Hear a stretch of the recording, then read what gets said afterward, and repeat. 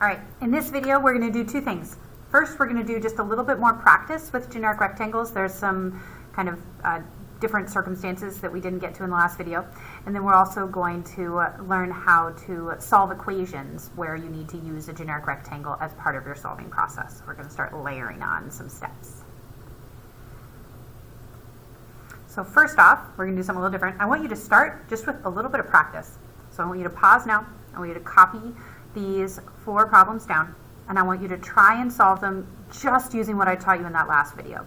Now, if you have not watched the last video yet, you should go watch that one first. But once you've watched that, try these and then press play, and I'll go through them quick to make sure that we understand. Okay? Oh, some of them require different number of boxes. So they're not all going to have 4 boxes. Some of them are going to have more, some of them are going to have less.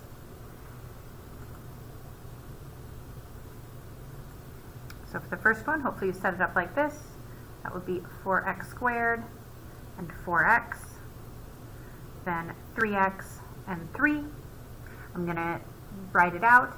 So 4x squared plus 4x plus 3x plus 3, which gives me 4x squared plus 7x when I combine my like terms, plus 3. That was number 1. If you think you understand now, go ahead and give the other one a try. Now on this one, I have a 2x plus y plus 3. That's 3 terms. That's a trinomial. But this one's a binomial. So I'm going to set the binomial up going this direction, x plus 2. And then on the top, I'm going to do my trinomial. So 2x plus y plus 1. So I end up with 6 boxes here. This is a 2 by 3 because it's a trinomial by a binomial. And then I fill in the in-between parts. So 2x squared, 4x, xy, 2y, x, and 2. That's a lot. So then I add them up. 2x squared plus 4x plus xy plus 2y plus x plus 2. So then I look for things I can combine. Not a whole heck of a lot, except the 4x and the x. So 2x squared plus 5x plus xy plus 2y plus 2. That is as simplified as it can get. This is a polynomial with 1, 2, 3, 4, 5 terms. We don't even have a special name for that type of polynomial, but it's still a polynomial. All right, next one. So remember, when it's squared like that, that means it's 2x minus 1 times 2x minus 1. So that's what I'm going to put around my generic rectangle. 2x minus 1, 2x minus 1. That's a negative 2x. That's a 4x squared. This is a plus 2. Negative times negative is positive. And a minus 2x.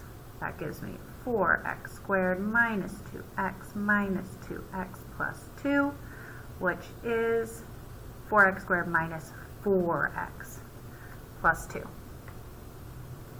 And finally, on this last one, I have a monomial times a binomial. So up here, I had a binomial times a trinomial. That turned into a 2 by 3.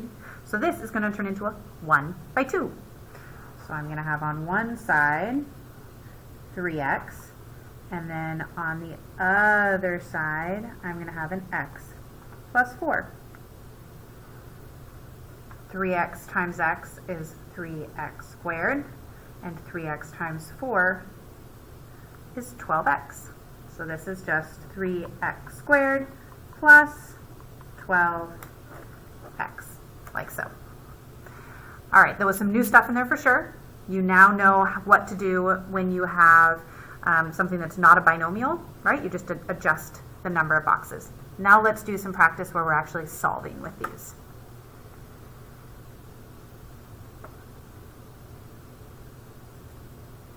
All right, so let's start with a pretty straightforward one. So here we have 2 times the quantity y minus 2 equals 6. This is a very simple monomial times a binomial. All right, so if I wanted to set it up with a generic rectangle, I would go 2 and then times y minus 2. That gives me 2y minus 4. So 2y minus 4 equals 6. Notice what I did there? I just rewrote what I had on top after doing the generic rectangle back into the original equation. That should be a negative 6, not positive. Sorry. So then I'm going to solve the normal way. I'm going to add 4 to both sides. 2y is going to equal negative 2. And then I divide by 2 to get y equals negative 1. Now, it's possible that at some point in your mathematical career, you have learned how to get from 2 times y minus 2 to 2y minus 4 without needing to do a generic rectangle, right? You can just go and like multiply those pieces. That's exactly the same thing we're doing here, right? So when you just have a monomial times something else, you don't really need to do a generic rectangle. If you want to, absolutely go for it. It's when you start doing with 2 binomials that it really becomes important that we visually mark that out so we can see what's happening. Okay? Let's try another one. This time, let's do x plus 3 times x plus 4 equals x plus 1 times x plus 2. Woo, can't read that. There you go. All right. So what you're going to do? How are you going to deal with this? Hopefully, it's to start by making 2 generic rectangles. One over here and one over here. And then rewriting it underneath with what your new pieces are. Try it now and then come back to watch how I do it. All right. So see what I did here? I made my 2 generic rectangles and then I skipped a step. I simplified them in my head when I wrote them out this way. I hope that's okay. I did my 3x plus 4x and got 7x, and I did my x plus 2x and got 3x. You don't have to skip that step, but I did that time. So now I need to solve. What do I do? Well, I don't like x squareds. Those are crazy weird, so I'm going to subtract those, and conveniently, they cancel away from both sides. So now I get 7x plus 12 equals 3x plus 2. Solving for x, I'm going to take away 3x. So that gives me 4x plus 12 equals 2. I'll subtract the 12 from both sides. I get 4x equals negative 10. I divide by 4, and I get x equals negative 2.5. All right, here's another one for you to try. Give it a shot on your own. See how you do. Come back and watch. I hope your first step was to set up a generic rectangle over here. If not, retry. All right, so I filled in my generic rectangle. I have a 5x squared, and then a negative 5x and a plus 6x. I'm just going to write that as a plus x minus 6 equals, and then this stuff is still just unchanged from way up here. 5x squared plus 43. Now I'm going to solve. Oh, look, so convenient. My x squareds are going to cancel out again. You're going to learn how to deal with these equations when the x squareds don't cancel out. We're going to do a whole unit on it. They're called quadratics. Now is not the time for that. So if you're solving one of these problems in this unit and the x squareds don't cancel out, you should double check your work. So that's going to give me 49 equals x. All right, next one. Give it a shot. See what happens. All right, so in this one, I skipped the generic rectangle because it's just a monomial times a binomial.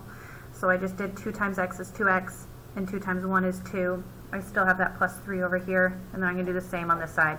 3 times x is 3x, and 3 times negative 1 is minus 3. Then I'm going to add together my like terms. 2x plus 5 equals 3x minus 3. I'll subtract my 2x from both sides, and I'll add my 3 to both sides. So I get 8 equals 1x. One more quick thing that I realized I forgot to do earlier. If you had, and it's totally possible, something like x cubed plus 1 times 2x minus 1, that x cubed, it looks weird, but it operates exactly the same way. You still just set up a generic rectangle. X to the x cubed plus 1, 2x minus 1. 2x times x cubed, you know how to do that. I just taught you this in the laws of exponents, right? That gives you 4x to the fourth. Or not 4, 2x to the fourth, sorry. So 2x to the fourth, and then 2x, and then minus x to the third, and then minus 1. So 2x to the fourth. And then these aren't going to combine though, because now they're different. So it's just going to be minus x to the third plus 2x minus 1. All right, practice problem next.